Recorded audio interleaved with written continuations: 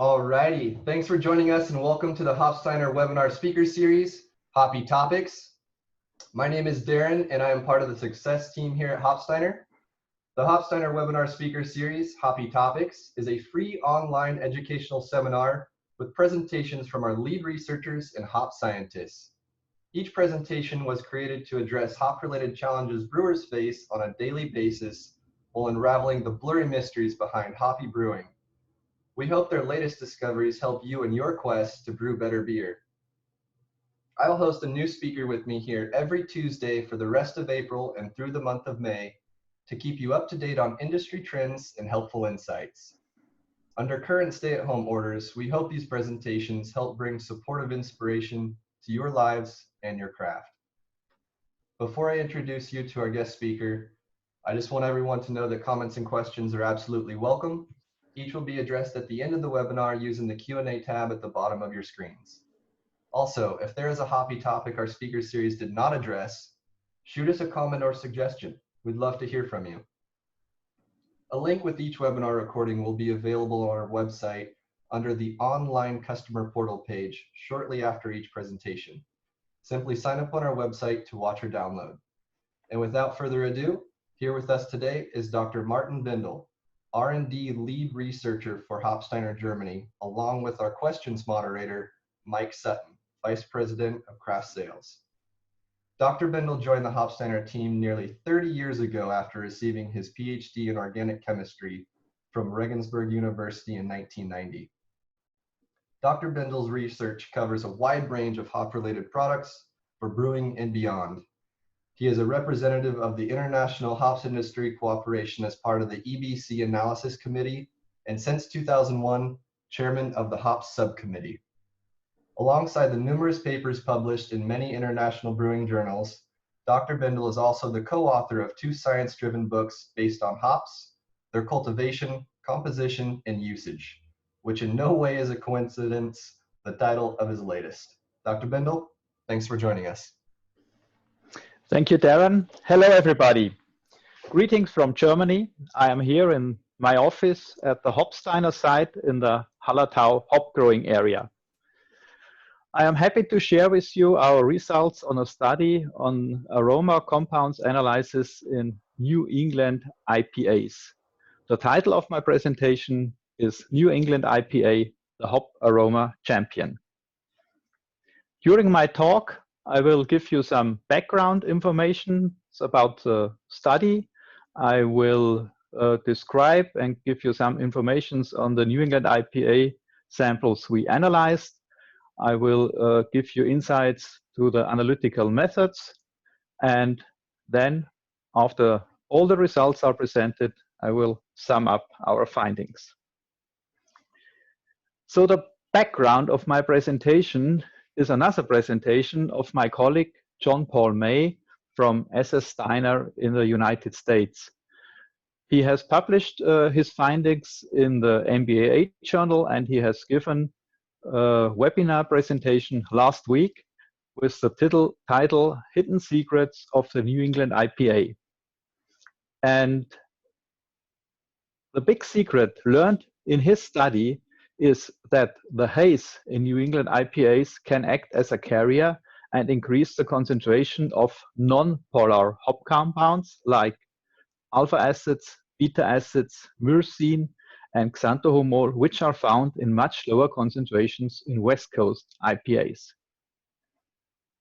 In his study, he analyzed different commercially available New England IPAs by high-performance liquid chromatography for the above-mentioned hop compounds. And now, in the study that I am presenting, we extended this analysis on hop aroma compounds analyzed by gas chromatography. In total, 6 commercially available New England IPAs from the United States were investigated, and 1 New England IPA from our Hopsteiner pilot brewery in Germany.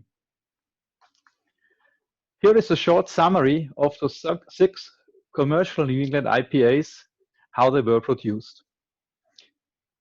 As we learned last week in John Paul May's presentation, to achieve stable haziness, adjuncts rich in proteins are integrated in New England IPA production. In these six commercial samples, up to 30% wheat and up to 12% oats or oat flakes were used.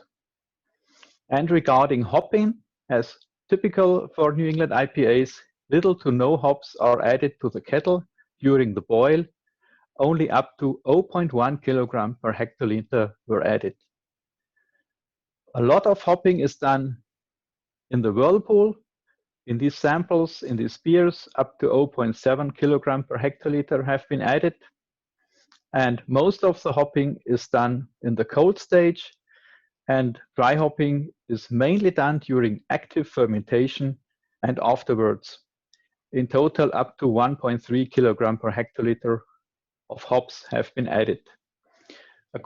A huge range of different hop varieties has been used in this commercial New England IPAs, some classic varieties like Cascade, some newer varieties like Sultana, or one of our experimental varieties, 09326, our Bravo varieties, and several more. And I'm also happy to see one German variety, Mandarina Bavaria, in one of the beer samples.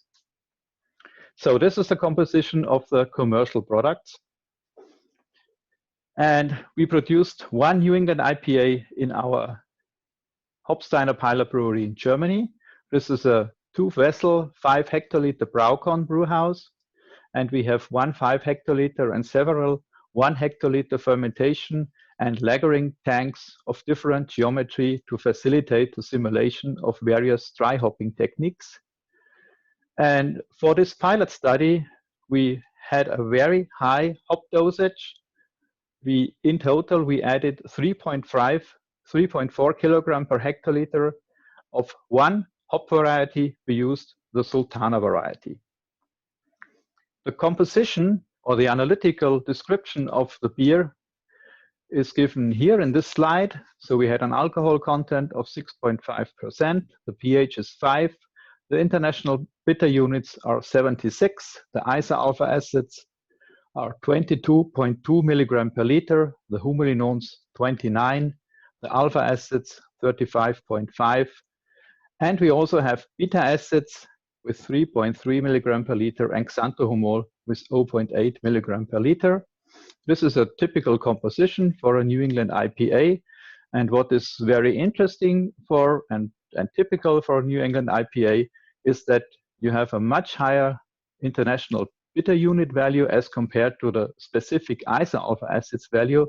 And this is because of the late hopping. There is little to no hops added during wort boiling, where you mainly have the isomerization of alpha acids to iso-alpha acids. Isomerization only occurs during whirlpool rest, and so you only get low iso-alpha acids concentrations but high alpha acids concentrations. And in the BU value, you measure both the iso-alpha acids and the alpha acids, as well as the humulinones. I will come back later to some special aspects of this New England IPA we produced in our pilot study. Regarding the aroma impressions, I have one slide just to give you some hints on the aromas. Regarding the commercial New England IPAs, we only got a few bottles, and these bottles were required for analysis, for storage trials.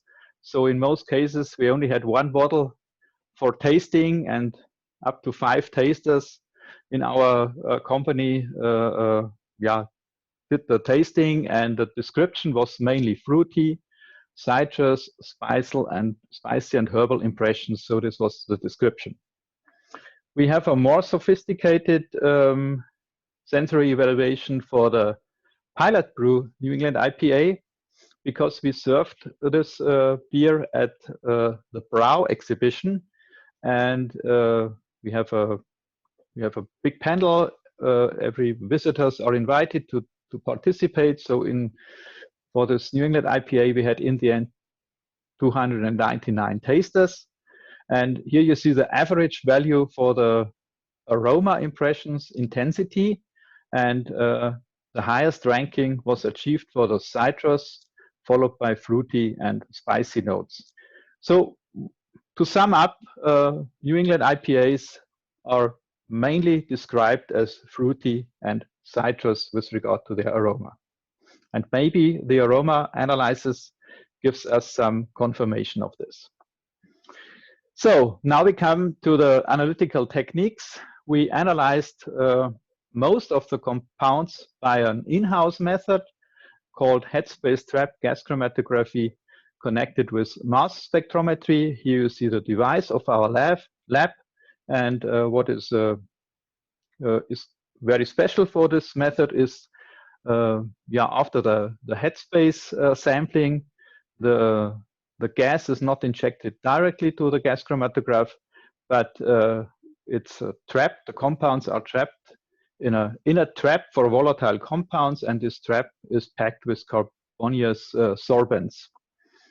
And we have published our methods 3 years ago, and in the journal Brewing Science. And from the description in the abstract, you can see for which purposes we have developed this method. This method, headspace trap gas chromatography, combined with mass spectrometry, it was developed to investigate dry hopping aroma in beer. We analyze monoterpenes, sesquiterpenes, terpene alcohol esters, and ketones. And the analytical findings enable to find out about the impact of hop variety as well as the influence of hop dosage time and beer style on the aroma profile of beer. Furthermore, studies on the storage behavior of different aroma compounds in beer were carried out. And this technique covers a broad range of hop-derived hop aroma compounds and is therefore suitable for quality control production of dry hop beers. And this method is also very suitable for our study to find some insight into the aroma composition of New England IPAs. 2 more slides explaining more the method. The sample preparation is very, very easy. It's very straightforward. You have a beer, a bottled beer, a canned beer, and you take 5 milliliter out of it. You fill it in a headspace vial. You add some salt, for example, natrium chloride, to saturate the solution. Then you add an internal standard. And this is all sample preparation. You put this vial to the autosampler, and the machine is doing the rest of the analysis. And after you have put the vial into the machine, what happens is at first the vial is thermostated for 15 minutes at 85 degrees. This is what happens then is the headspace sampling. So the volatile components, they leave the liquid phase and are enriched in the upper phase, in the gaseous phase, and components with higher boiling points, which are typically higher in molecular weight as well, they are remaining in the liquid phase. So you get a separation, a discrimination between volatile and non-volatile compounds. And after you have an equilibrium, you take a sample with a syringe and inject it into the gas chromatograph. And in this case, in our method, the volatiles are trapped. They are concentrated on a trap before released to the gas chromatograph. So this is the analytical technique. And as mentioned and described in our publication, we can analyze a wide range of different compounds, terpenes, for example, myrcene, beta-caryophyllene, alpha-humulene. These are the main components in every hop variety, and they are introduced to beer brewing, of course. We cover the terpenols like linalool, geraniol, beta-citronellol, and terpineol. Some esters like 2-methyl-butyl isobutyrate or 3-methyl-butyl isobutyrate. Some ketones like 2-undecanone, nonanone, or decanone. And many, many more terpenes, terpenols, esters, and ketones. But usually, we mainly focus on quantifying compounds which are known from literature as typical hop-derived key aroma compounds. And key aroma compounds are compounds with concentrations in beer higher than their odor threshold. And for the compounds as described above, they are present in beer and they reach their threshold in a ppb range. This is microgram per liter. For bitter acids, you usually have a ppm range, milligram per liter. And for the most of the aroma compounds, you have usually the ppb range, microgram per liter. And therefore, you need a different analytical technique to analyze for them. However, there is another class of compounds, the thiols. Thiols are containing sulfur, and these are key aroma compounds of beer, even in the ppt range. This means nanogram per liter. So again, a factor of 1,000 more active. And with our method, we are not able to analyze for these compounds reliably. And therefore, we sent our samples for thiol analysis to an external lab. This is the lab of Niels Redberg in Berlin at the VLB. And Niels has presented a method at the Brewing Summit in 2018 about the rapid and solventless analysis of thiols in brewing samples. And the specialty of his method is that he uses, again, headspace solid phase extraction, or again, headspace extraction, in his case, combined with solid phase, micro extraction, SPIMI, and he does further on an on-fiber derivatization of the thiols using a special chemical called pentafluorobenzyl bromide. And with this derivatization, you get larger molecules, you get a better separation in the gas chromatogram, and you get a more reliable mass spectrometry detection. And what he also has is a GC-MS-MS. So this is more sensitive than just a GC-MS. So he has two MS systems connected, and with this technique, he can analyze the thiols present in beer samples in the PPT range. And again, we focused on thiols that are known from literature as typical key aroma compounds. These are the compounds 4-mercaptomethyl-pentanone, 3-mercapto, 1-hexanol, and the acetate 3-mercapto, 1-hexyl acetate. And here you see the chemical formulas. You see the sulfur group, or the SH group, the sulfonyl group. And mercapto is a synonym to sulfur or sulfonyl. And in some cases, these compounds are not called 4-mercaptohexanol, or 3-mercaptohexanol, but 3-sulfonyl hexanol, and they are the 3-SH then. It's a little bit complicated, but please have in mind M for mercapto and S for sulfonol is completely identical. It's always the same molecule we are talking about. Okay, and here we have the summary of our analytical techniques. So we use the headspace trap GCMS according to the method as described in Analytica EBC 949 for the most of the aroma compounds. However, the thiols are analyzed by the headspace SPIMI on fiber derivatization GC-MS-MS method at VLB Berlin. We analyzed the New England IPAs in their fresh stage and after storage for 3 and 6 months at 5 degrees. And in the fresh stage, we also analyzed the samples directly. That means before centrifugation and after centrifugation. All samples were analyzed in duplicate, and in my presentation, only the mean values are now reported. So now we have the results. This is the first slide with results on the terpenes. Terpenes like myrcene, beta-caryophyllene, alpha-humulene, they are known or described more as herbal spicy compounds. And here you see the concentrations in parts per billion in microgram per liter for each single beer, New England IPA 1 to New England IPA 7. And we compare the concentration that we received of the direct measurement before centrifugation with some threshold data published in literature. So for myrcene, if we start with focusing on the threshold value, you see a wide range between 9 and 1,000 ppb, and this is the problem with sensory data. You have different tasters, you have different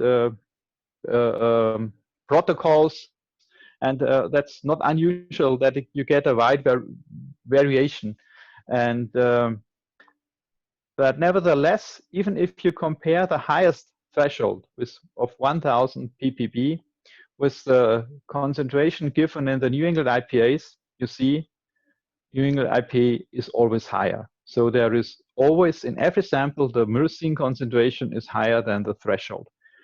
The blue marked value is always the highest value. So for myrcene, the highest value is more than 20,000 ppb for New England IPA number 5. And the lowest is green marked. It's in New England IPA number 4, 1,409. For beta-caryophyllene and alpha-humulene, you have, the threshold values are in between of 9 and 1,000 as compared to myrcene.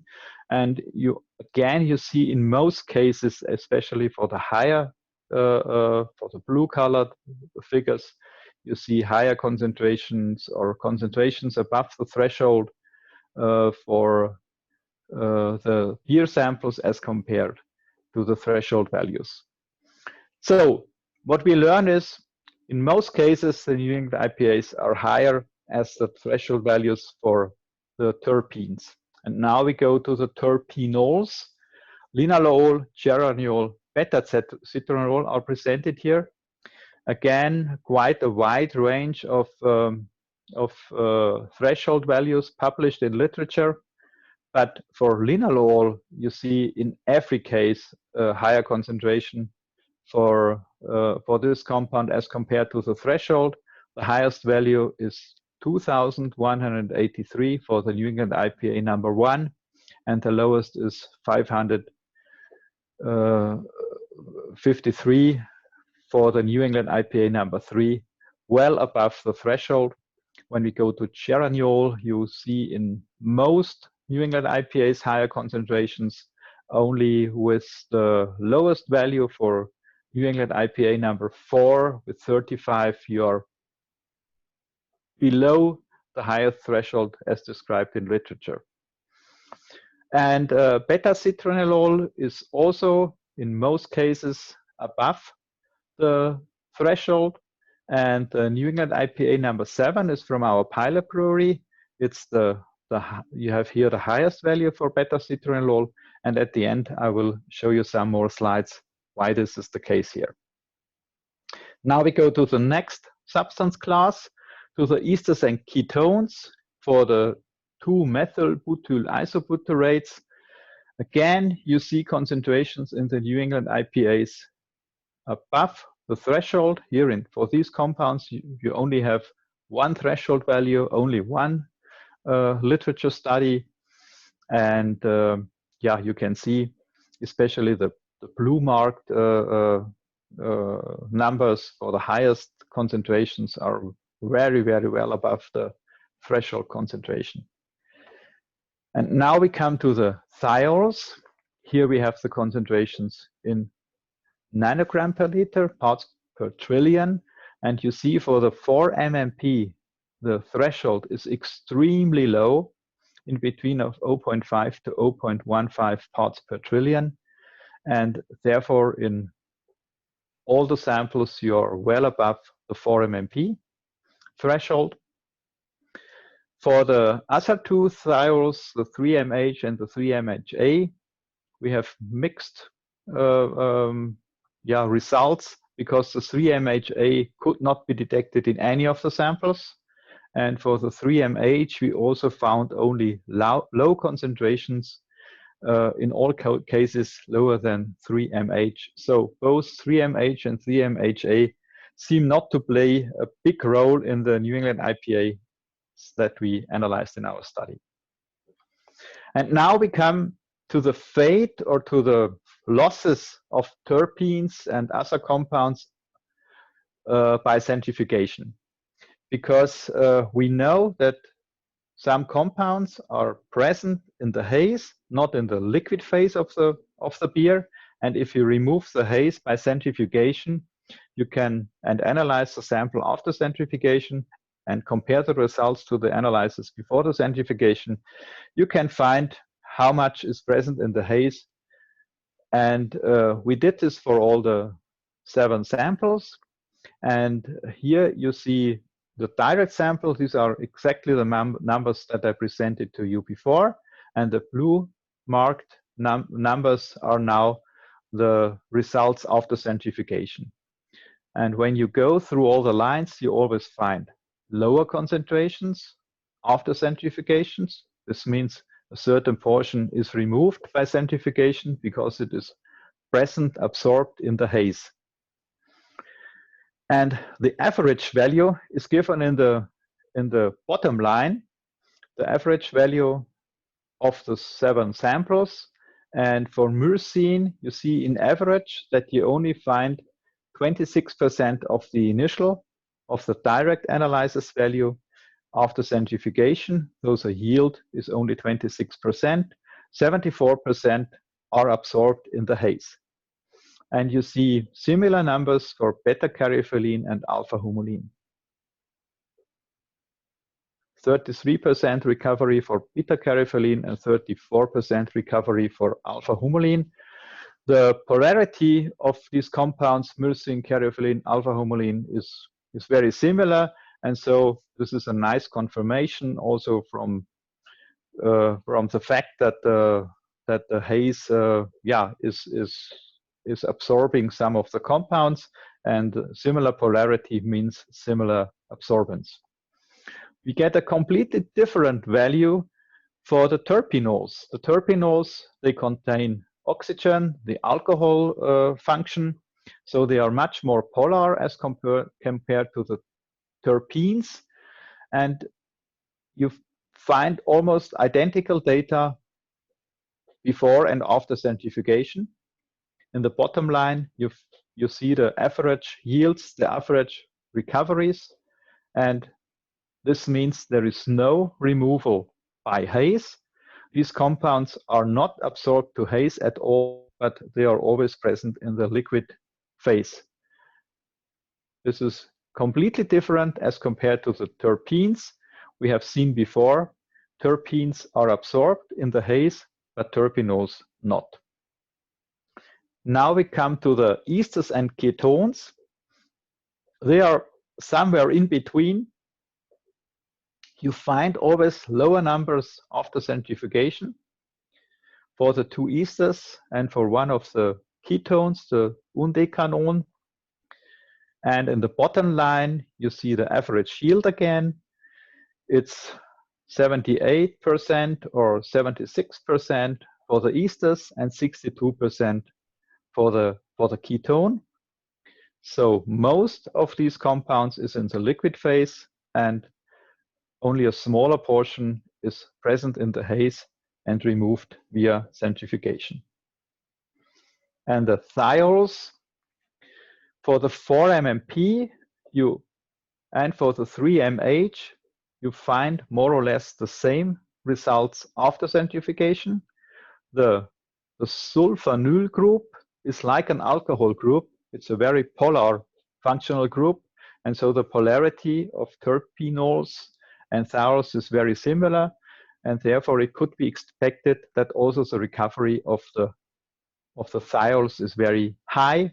It's also close to 100%. Of course, a number recovery yield higher than 100%, as given here for 3MH, is not possible in practice. It comes from the calculation of 2 analytical methods. For 3MH, A of course, we have no recovery rates because we could not detect it. So to sum up the picture for the for the comparison of the direct analysis and the centrifugation samples, you see here different classes of substances. The 3-MH, the geraniol, the linalool, the 4-MMP, so the terpenols and the thiols are very polar, and they are only removed to a very little extent. The medium polar compounds, the esters and the ketones, they are removed to about 25%. And for the non-polar compounds, the terpenes like humulene and myrcene, you see very high ratios in the haze. They are removed by centrifugation to a larger extent.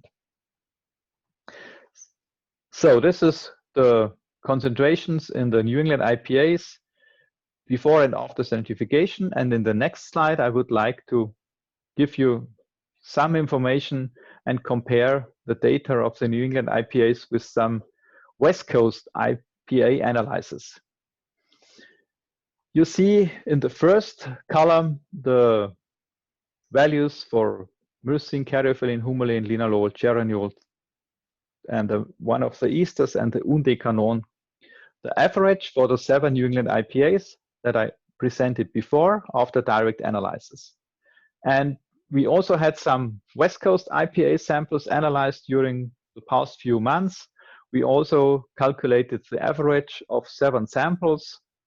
And when we compare the average and when we calculate the difference factor, so the concentration after direct analysis of the New England IPAs divided by the concentration of the direct analysis of the West Coast IPAs, given in the last column, you see for myrcene, caryophyllene, and humulene, the concentration or the difference factor is more than 7. It's in between 7 and 11. So the concentration in the New England IPAs is by far higher in the New England IPAs. For the other compounds, the difference is lower. It's about the factor of 2, but again, it's higher. And this is why we call the New England IPA the hop aroma champion. And in the next slide now, you see a comparison of the results of the New England IPAs after centrifugation. So even if the haze is removed and only the remaining liquids are analyzed, and if you build up this difference factor of the centrifuge samples, as given here in the green colors, divided by the direct analysis of the IPAs, you find always higher concentrations in the New England IPAs. So even after centrifugation, even after removal of the haze, you have always higher concentrations in the New England IPAs. And this is very, very impressive. Now we have one slide on the storage stability and the storage behavior of some of the compounds that we analyzed. We have here the average values of 5 samples. We did not include our pilot brew New England IPA in this study. And for the New England IPA number 6, we only had 2 bottles, so we could not run a storage trial, but for the rest we could. And what you see here is the average value. The storage was done at 5 degrees. And the initial value of the fresh beer is here always given as 100%. And you see the difference, the relative difference after 3 months, green color, or 6 months storage. And for geraniol, and for linalool, you see practically no decrease. For the ester 2-methyl isobutylbutyrate, you see more decrease after 6 months as compared to 3 months. So it seems to be a linear decrease. And for myrcene and humulene, you also see decreases After 6 months, even very, very high decreases already. Only 25% of the initial values is present after 6 months of storage. And also for the thiols, you see a very high decrease after 6 months of storage and at the same level as compared to the terpenes. But overall, I would judge these values to be as expected. So this is our experience from different beer types that we analyzed in the past. The terpene alcohols, geraniol, linalool, are very stable or most stable. The esters are a little bit less stable, and the terpenes like myrcene and humulene or the thiols are very unstable. So this is not untypical picture that we got here for the New England IPAs. And now I come back to our New England IPA that we produced in our pilot brewery, because I would like to share with you some interesting insights that we got from this pilot brew. Here is a description of the recipe. We only used wheat for our pilot brew New England IPA. We only used one hop variety, the Hopsteiner variety Sultana. As typical for New England IPAs, we added only a little bit of hops at beginning of boiling. We added 0.4 kilogram per hectoliter in the whirlpool. And most of the hops were added at begin and at the end of main fermentation. So 1 kilogram per hectoliter at begin, or let's say soon after start of main fermentation, 1 kilogram per hectoliter at the end of main fermentation. Main fermentation was done at approximately 18 degrees. And another 1 kilogram per hectoliter was added after fermentation and after cooling down to 8 degrees and after the yeast has been removed. We used the Lallemand New England yeast, and we did a sampling throughout the whole brewing process. And the slides that I show you next are coming from the sampling, because the typical fate of all the hop aroma compounds during this pilot brew is shown here as example for linalool.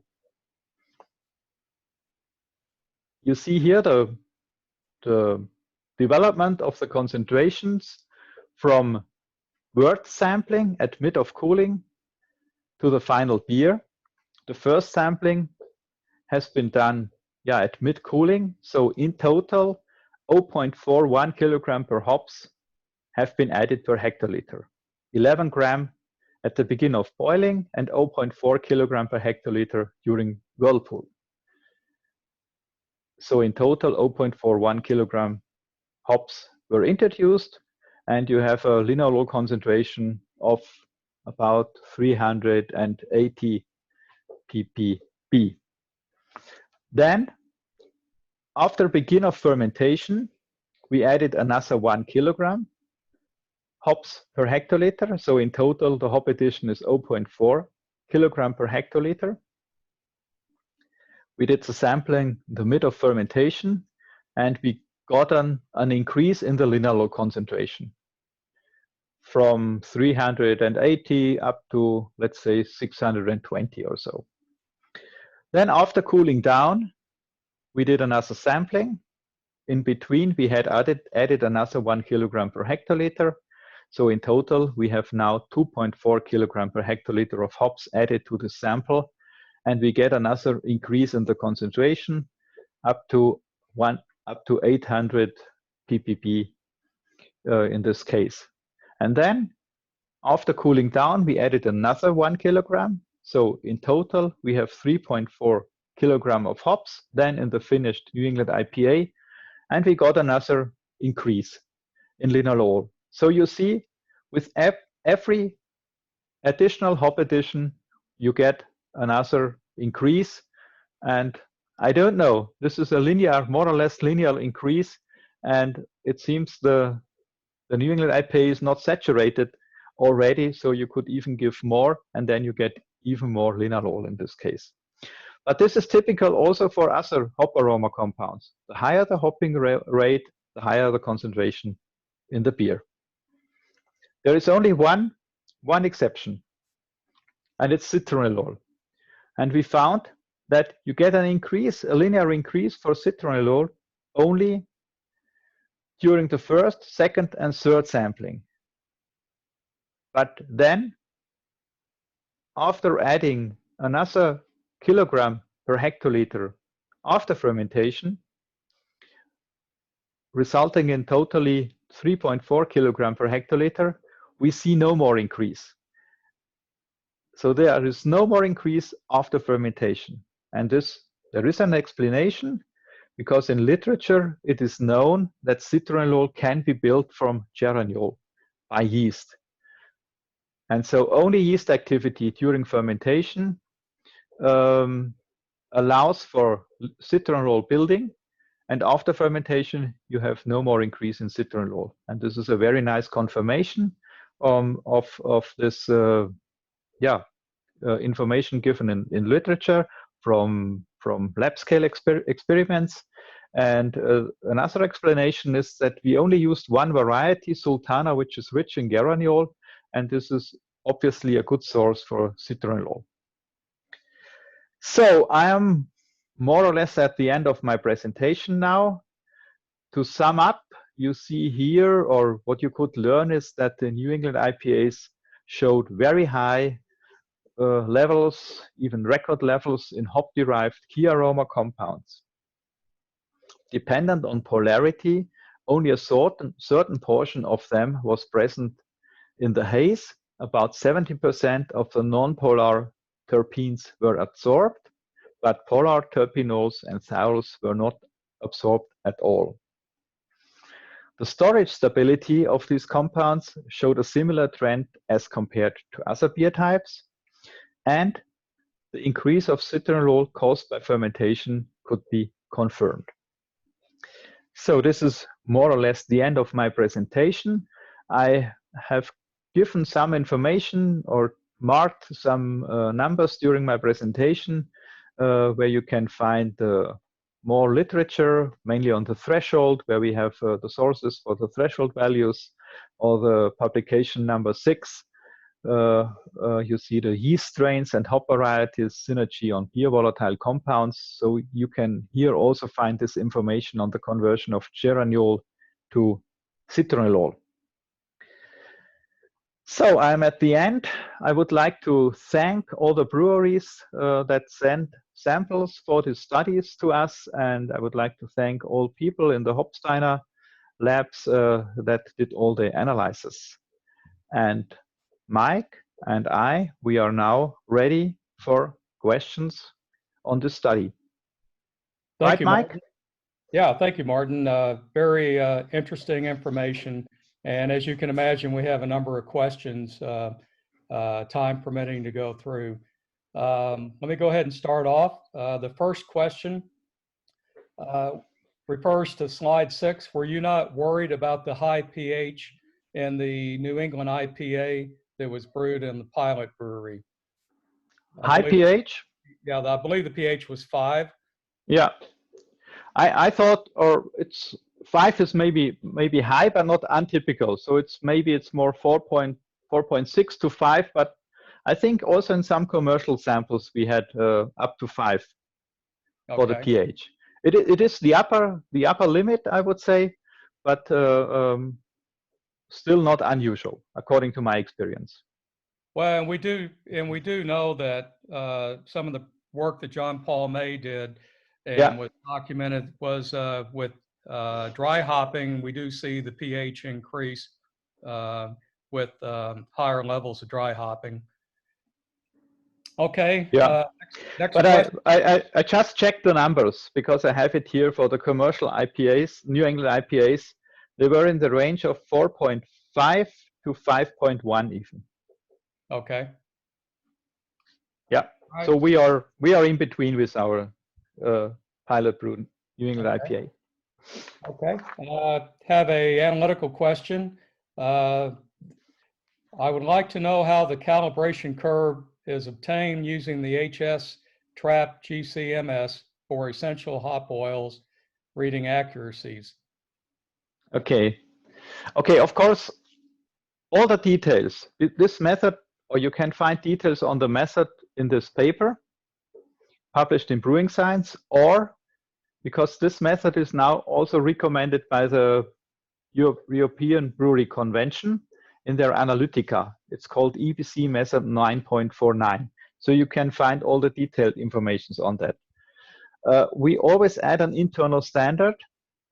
In most cases, or for some compounds like linalool, we even have a labeled standard. So this is, of course, the perfect way of calibration, because the labeled standard has the same behavior like the unlabeled compound that we want to analyze.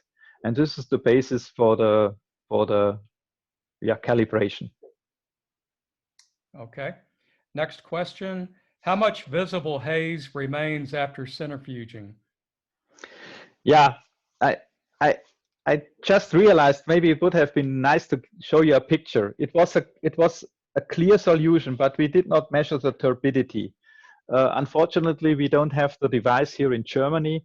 Jean-Paul May, last week, he presented data of this turbidity measurement. The result of centrifugation was clearly a portion of haze at the bottom and a clear solution above.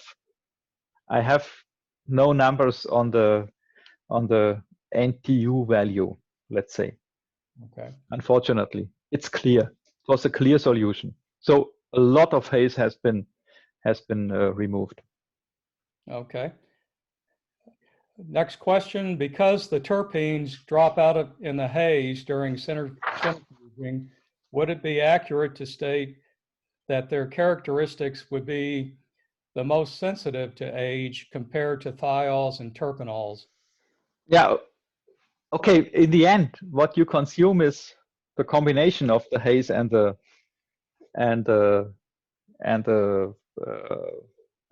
liquid phase. So this question, does it mean because some haze is separated and goes to the bottom, or or please read the question again. Please read the question again. Terpenes drop out in the haze. So would it be accurate to say that their characteristics would be the most sensitive to age compared to thiols and terpenols? No. I think this has the fact that they are in the haze has nothing to do with the stability, because we can find the instability of these compounds also in other samples, West Coast IPAs or some lager pills, dry hop beers, and so on.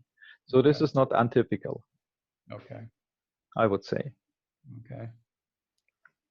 And even after the haze settles down, you still have a lot in the liquid phase, of course. So even if you take if you drink when you don't shake if you have a stored sample and you have some haze precipitated, even if you don't shake it before drinking, you still have a lot of also terpenes in the liquid phase. Right. Okay. Next question. Instead of using conventional methods of hop additions in the beer process, what does it take to actually separate and isolate the particular essential oils responsible for the aroma and the flavor? So does this question goes in the direction whether we can add pure hop oils instead of hops? Or what is your understanding? Yes, it would be what kind of separation of the oils could you do that could positively influence the entire process? So to add separated oil. Yes. What does it take? Not hop pellets, for example. Correct. So to use pure hop oil fractions instead of hop pellets, for example. Is this the question? What do you think? I believe that's what they're leading to. Yeah. Yeah, that's complicated because, of course, if you measure these compounds and you see the fate of the compounds, of the single compounds, you always think if you only add these compounds, you have the same picture. but nevertheless, we always learn that the full hop matrix as present in pellets is very, very complex. And with pure hop oils, you have maybe the most important fraction, but you have not everything in it. And so the total flavor, the aroma coming from a whole pellet matrix, it's almost impossible to mimic it, to achieve it with pure hop oils. This is the experience. Of course, we are hardly working on this. We come with some fractions, we get a similar aroma, but it's very difficult to match it completely. You can make very good beers with pure hop oils for sure, but you can't really compare. If you want to achieve the same result as with a regular pellet, it's almost impossible. You have some differences. It can be better or worse, but it's always a little bit different. Okay. Question here is how to retain the hop aroma post-fermentation once the beer has been transferred to the BBT or maturation. How to retain the aroma post-fermentation once the beer is being transferred forward. Yeah, in the end, you get what you have. So yeah. Well, you have no possibility. Or what? Or you have an idea, Mike?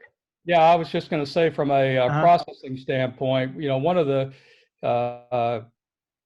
main areas of loss of aroma is when you make the transfer. If you're venting off the tank, you're transferring the beer into.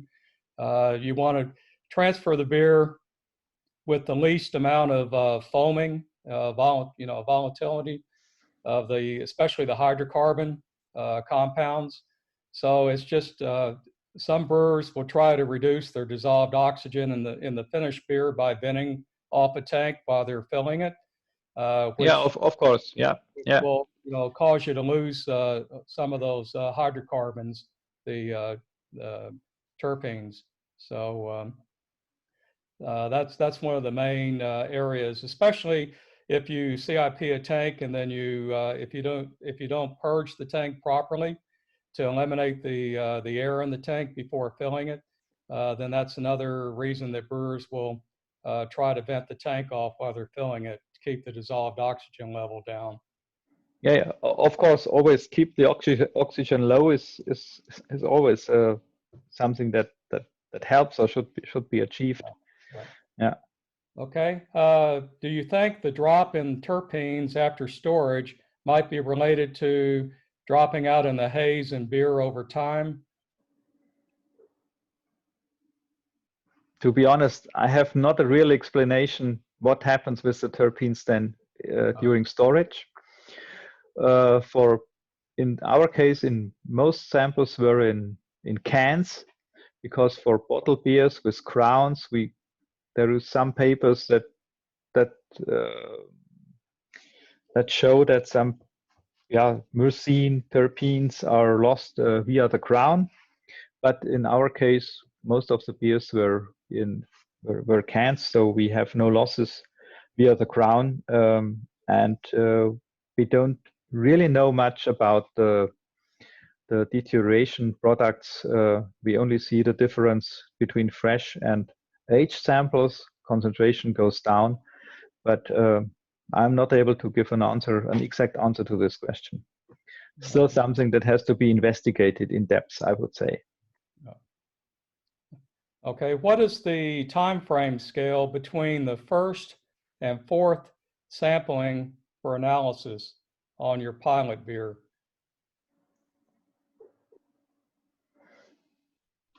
Okay, the first sampling is mid-cooling,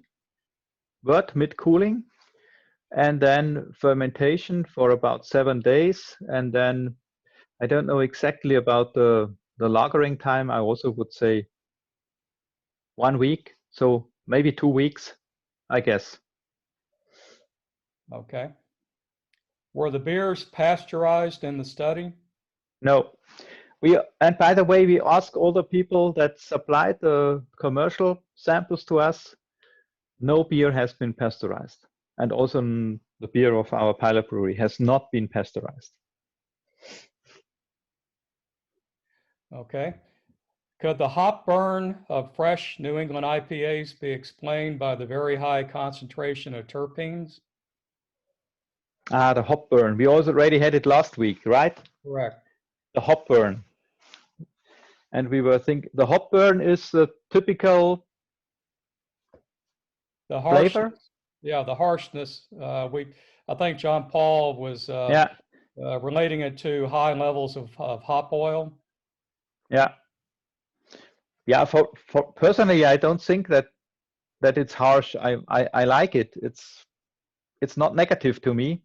But of course, it's very intensive in aroma. But it's for me, it's not negative.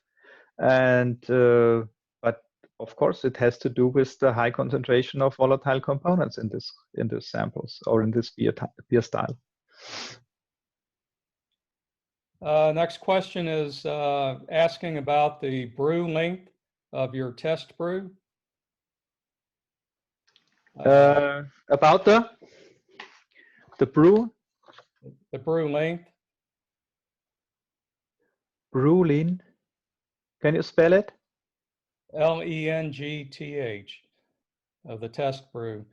I think they probably want to know the length. The total number of days for the brew time. I think you just explained that previously. Yeah, yeah. So 1 week fermentation and I guess 1 week lagering. Right.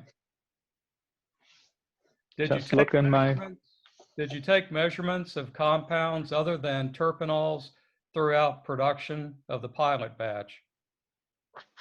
Yeah. We measured the whole range, but with the exception of the thiols, because the thiol analysis was not done in-house, but we analyzed the myrcenes, all the terpenes, the esters, and the ketones, and they all showed a similar behavior as compared to the linalool. The more hops added after every sampling, we get a higher result, and it's almost a linear increase.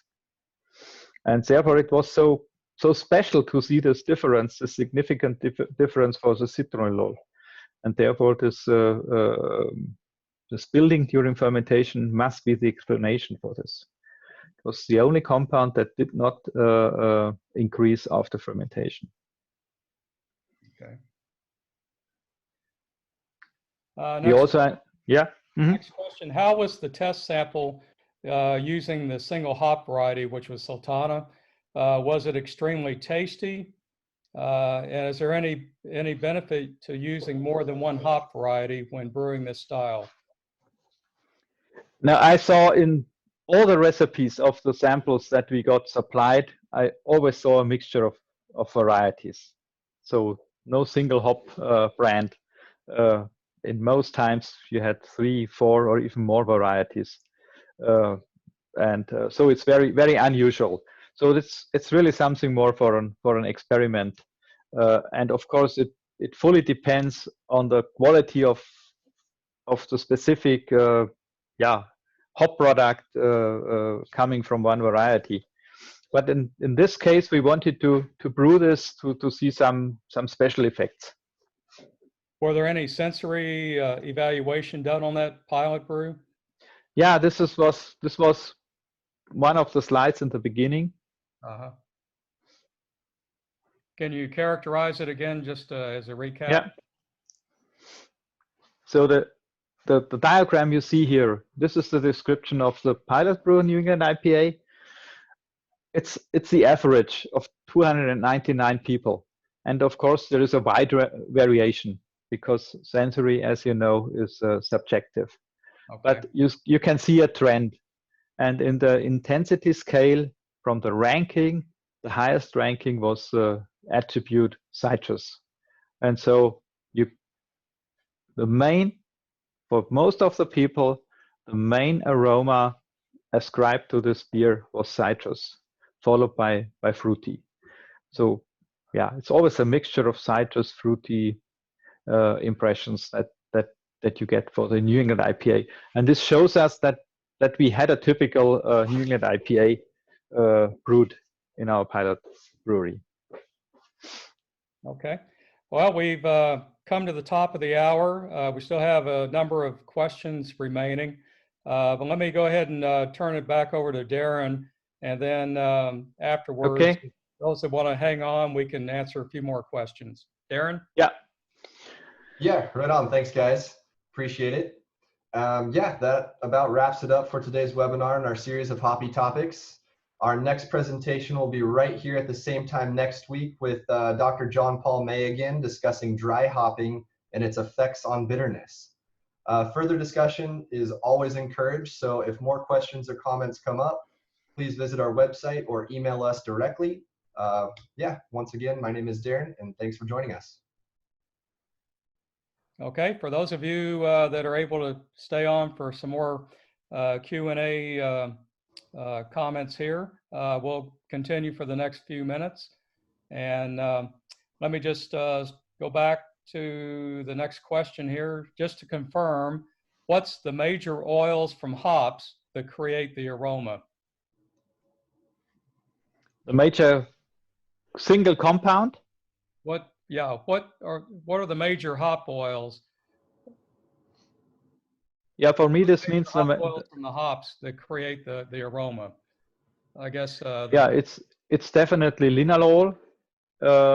It's for after dry hopping you have also myrcene that plays a very important role, and geraniol for certain hop varieties as well, and the thiols. But the thiols are still, yeah, I would say the most mystic fraction. We have one good representative. It's the 4-MMP, but it's still very difficult to analyze for it, and we need a good development in analytical techniques, I think, to find out more and to understand more about the contributions of the thiols. But they are very important, definitely. But from the knowledge we have so far, and linalool, for example, is a very good indicator for quality assurance with a linalool measurement, because linalool is very good soluble in the beer. And if you want to control your hopping dosages and so on, linalool is a very good parameter to follow it, like iso-alpha acids for the bitterness. Iso-alpha acids don't tell you everything about the bitterness, but if you add always the same amount of hops and you want to control it, then iso-alpha acids are a good parameter for quality assurance.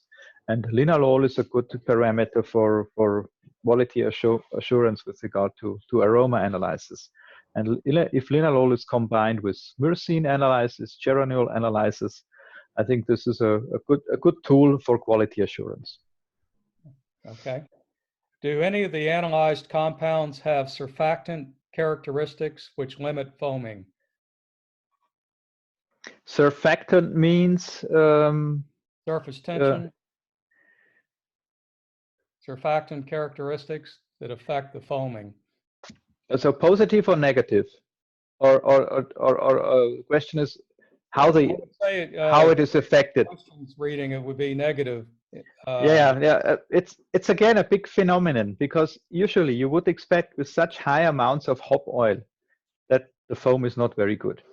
But maybe because most of the compounds are, let's say, I would call it protected, absorbed to haze, they don't have negative influence on the foam. If you wouldn't have a hazy product, I think then this high concentrations of hop oil would have an adverse effect on foam. But with the combination haze and hop oils, I think you don't see this effect very not to such an extent. And as far as I know, foam is not a big problem for New England IPAs. Okay. Has anyone looked at aroma differences between type 45 versus type 90 pellets? Yes, there are some studies out there. According to my experience, or we also did some trial with it with mixed results. I don't see a big significant difference between the two types. Of course, for in the pellet, in the concentrated pellets, you add less, plant matrix. So the ratio of valuable components to the rest of the plant matrix is higher. So you always have some advantage. On the other hand, you have some additional processing, which may have an effect on the quality, but these effects are very low according to my judgment. And so maybe the advantages and the disadvantages are more in balance. I would not expect a big difference between the two types. Yeah, I would assume that the usage for the type 45 would be adjusted to, because it is more enriched, to where you're using less pounds per barrel. Or, you have less. You have, of course, less beer losses and so on. So you have from this point of view, you have an advantage. Yeah. Right. Okay. And of course, it fully depends on the way of processing. And in our processing plants, we really try to do a very gentle processing. And of course, it very much also depends on the quality of hop processing, whether you can retain all the hop aroma components or not during pelleting. But we have the same discussions about drying conditions, high temperatures. Is it positive or negative? And there is also some mixed results. Of course, higher temperatures means maybe some more losses or some more deterioration. On the other hand, you have a shortage in drying time, which is also an advantage. It's difficult here to give a clear answer. And from the experiments, from the published data, you can find always positive and negative effects. Okay. What led to the decision of fermenting the English yeast at 18 degrees C and not warmer, like 22 to 24 degrees C? I thought 18 to 20, maximum 20 degrees is the usual temperature for New England IPA. But the second part of the question is, did the colder fermentation change the ester profile of beer, or the slower reaction lead to less blow off of aroma? That's difficult, or I'm not able to give a good answer to this. No, I don't know.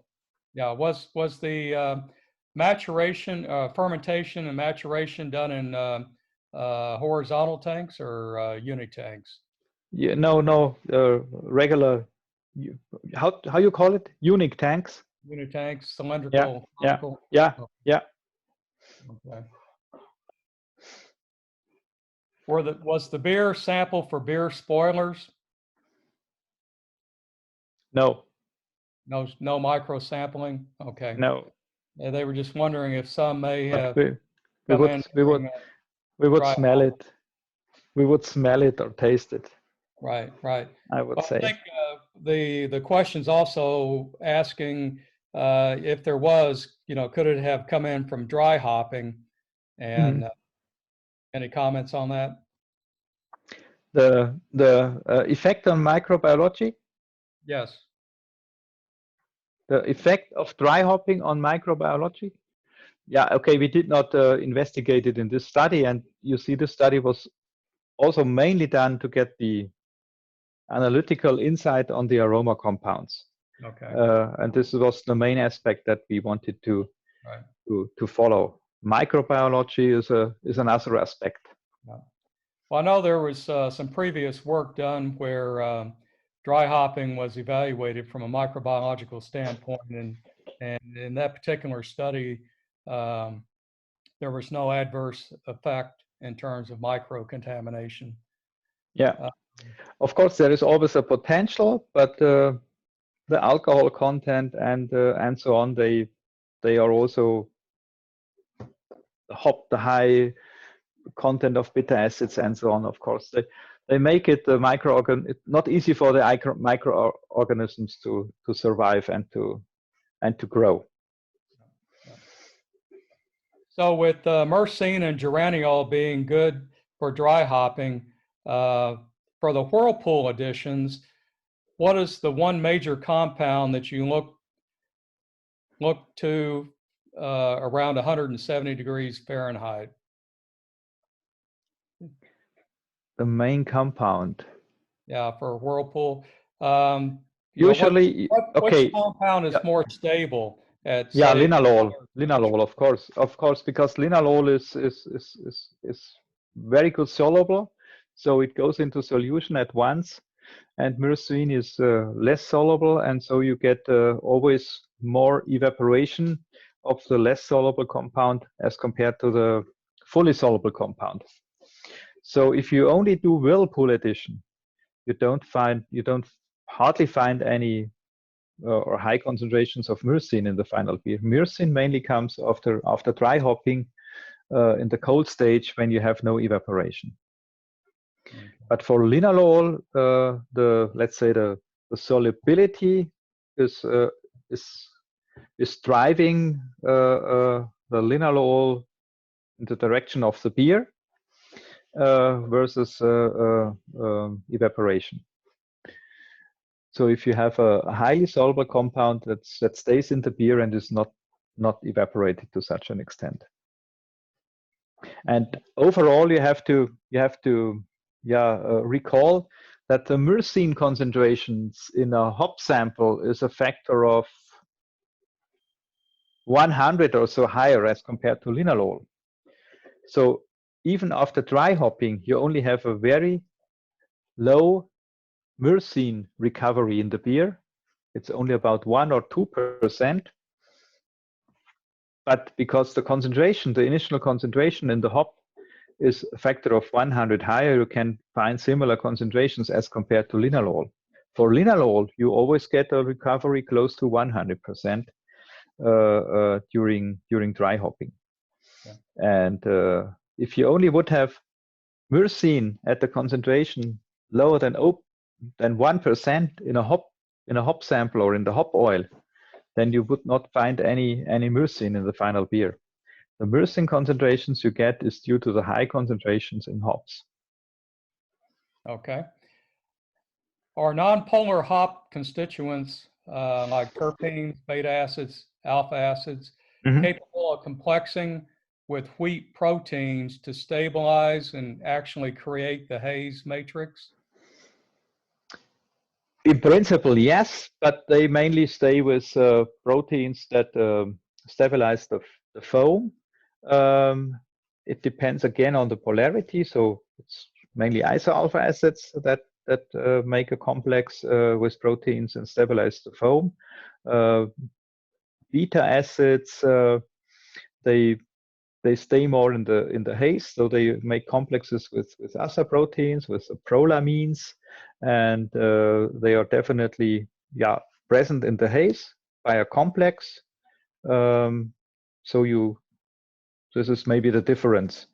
I would say, depending on the molecular structure, you have a complex with different proteins. Okay, what makes up the haze? Is this compound the same as when you induced haziness in non-hazy beers?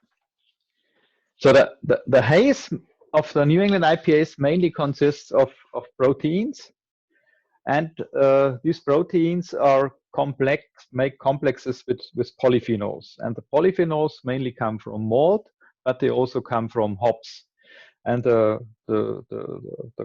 fraction of the complexes between proteins and polyphenols is about 40% in the haze. This is what we learned from the study of John Paul May. There are about 10% carbohydrates, starch in the haze. He could also find some non-polar compounds like fatty acids, and in total he could find about 10% of hop compounds, alpha acids, beta acids, xanthomore present in the haze.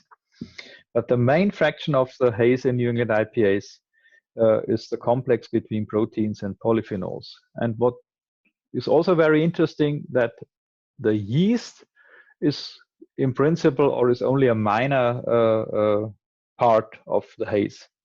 So the yeast particles, they are only present in low concentrations in the New England IPA's haze. Okay, well, we have gone an extra 15 minutes, and I just want to thank you for the questions from the participants, and Dr. Bennell, your responses. Thought we had some really good questions, and look forward to our webinar next week with Dr. John Paul May. And so with that, I'll go ahead and conclude the session. Darren, if there's anything else you want to add. Otherwise, we'll talk to everybody next week.